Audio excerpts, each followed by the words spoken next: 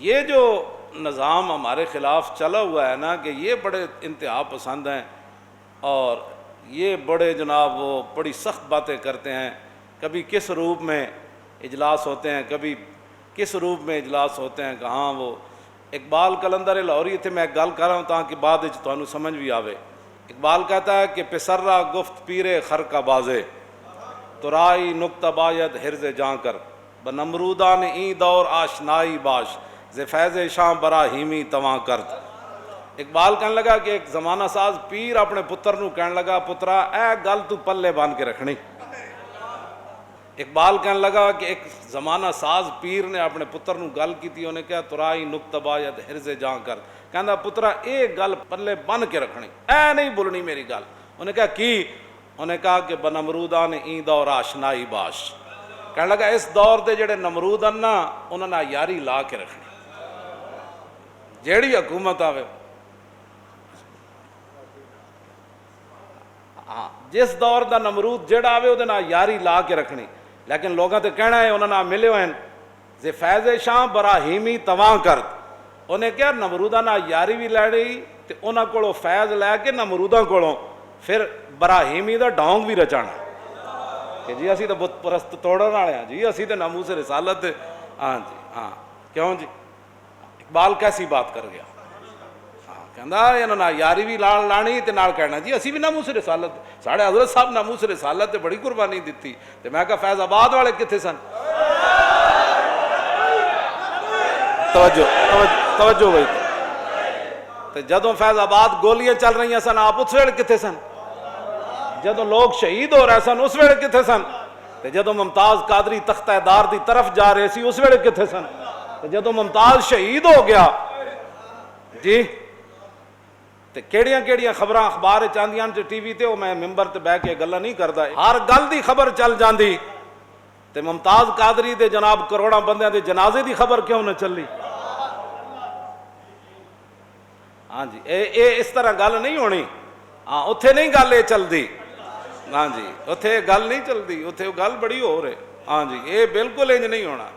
اے حلقہ درویشاں وہ مرد خدا کیسا، ہاں وہ مرد خدا کیسا جی جڑا پھانسی دے پھندے دی طرف انجن جا رہے سی، ہاں جی او حلقہ درویشاں وہ مرد خدا کیسا، او جڑا پھانسی دے پھندے دی تے کھڑ کے بھی کہندا لبیک یا رسول اللہ، اوے حلقہ درویشاں وہ مرد خدا کیسا، حلقہ درویشاں وہ مرد خدا کیسا، کیوں جی؟ اس پہ میں اور مزید گل نہیں کرنا چاہتا، بہت سارے لوگوں کو تکلیف ہو جاتی ساری گلاں دی۔ ایک ہی بات ہوئی جدوں حضور دی گل آ گئی، حضور یریدون لیطفئوا نور اللہ بافواہہم، اللہ تعالیٰ فرماتا ہے کہ لوگ اپنے منہوں کے ذریعے اللہ کے نور کو بجھانا چاہتے ہیں، دین کے خلاف سارے تسی اکٹھے ہو جاندے ہو، کدی تہاڈے منہ وچوں ایک گل دین دی نہیں نکلی، کدی تسی اے نہیں کیا کہ یار پاکستان اللہ دا بڑا وڈا ہے جناب، احسان ہے ساڈے اوتے، ساڈے لکھاں قربانیاں ہوئیاں، جو لکھاں قربانیاں نہ دیندے لوگ تے پھر تانوں اسمبلی دیاں سیٹاں لبنیاں سن، پھر تانوں یہ وزارتاں لبنیاں سن، مڑ کے تسی پھر پاکستان حضرت فاروق اعظم، جدوں میں وہ گل کئی باری بیان کیتی لیکن تہاڈے یاد دہانی واسطے پھر سنو، جدوں بیت المقدس دی فتح واسطے گئے تے اگے چھوٹی جی نہر آ گئی تے حضرت عمر اتر پے تے آپ نے وہ موزے اتارے تے فجعل علی عاتقہ، آپ نے دوویں اپنے کندھیاں تے رکھ دیتے، فقال له ابو عبیدہ یا امیر المومنین تفعل هذا ما یسرنی ان اہل الشام استشرفوک، فرمایا امیر المومنین آپ یہ کام کر رہے ہیں، مجھے یہ بات اچھی نہیں لگی، موزے یہاں رکھے جاتے ہیں، پورے اہل شام یہودی دیکھ رہے ہیں، وہ تو یہی دیکھ رہے ہیں کہ ان کا امیر المومنین کیسا ہے، اس کا رنگ ڈھنگ کیا ہے، اس کے ادب آداب کیا ہے، اس کا چلنا کیسا ہے، اس کا لباس کیسا ہے، آپ یہ کیا کر رہے ہیں، مجھے یہ بات اچھی نہیں لگی۔ ابو عبیدہ بن جراح نے یہ بات کر دی، فقال اللہ، حضرت عمر لمبی سانس کھینچی، فرمایا لو یقول ذا غیروں کا ابا عبیدہ جعلتہ نکالا للامت انا کنا اذل قوم فعزنا اللہ بالاسلام فما نطلب العزہ بغیر ما عزنا به اذلنا اللہ۔ ترجمان نبی ہم زبان نبی، تو ہم اسلام کا جو نام لیتے ہیں ان کا مذاق اڑاتے ہو، یہ انتہا پسند ہے، ان کے اندر اسلام بڑے تحمل کا درس دیتا ہے. اور میں آقا تحمل کا درس تب دیتا ہے کہ حضرت عمر کا پاؤں چلتے ہوئے گلی کے اندر کسی کے پاؤں پر آ جائے تو اس وقت بندہ وہ کہے کہ تو نظر نہیں آندا، تو حضرت عمر معذرت کرن یار مینوں پتہ نہیں چلیا. لیکن گل جدو دین دی آ جائے، گل جدو ناموس رسالت دی آ جائے تو پھر تے حضرت عمر اتنی دیر بھی نہ کیتی، جنہیں حضور دا فیصلہ نہ منیا، صرف اندر تلوار دے لانے دی دیر کیتی، آ کے آپ نے دا سر تن نال جدا کیتا. تو آپ نے فرمایا ہاکذا عقدی بما لم یرضى بقضاء اللہ ورسولی، فرمایا جو اللہ رسول کے فیصلے پر راضی نہیں اس کا یہی فیصلہ ہے جو عمر نے کر دیا ہے. ساتھ بیٹھ کر پھر سارے کیوں جی انہوں نے بیٹھ کے پریس اسلام بڑے تحمل کا درس دیتا ہے، بردباری کا درس دیتا ہے. میں آخا سی پڑھے ہوئے جڑا تحمل بردباری درس کیوں جی. حضور دراز گوش ہوتے تشریف لے آ رہے کیوں جی، اور وہ پیروں میں خاک اٹھی. عبداللہ ابن ابی اپنا منہ ڈھانپیا تو آپ نے فرمایا اوئے اے کیا کیتا ہے تم. انہوں نے جناب اتنی دیر جناب گل گرمو گرم ہو گئی ہوتے. پھر کھڑیاں اس گدے مبارک نے حضور دے دراز گوش نے پیشاب کر دیتا. وہ کہنے لگا الیک انی آذانی نتن حمارے کا، حضور انہوں دور لے جاؤ، یہ پیشاب نہ سانو بڑی تعفن پھیلیا. تو صاحب تحمل کی بات ہے، اس نے پیشاب کے بارے میں بات کی کیوں جی، لیکن فرمایا تجھے پتہ نہیں یہ پیشاب کس جانور کا ہے.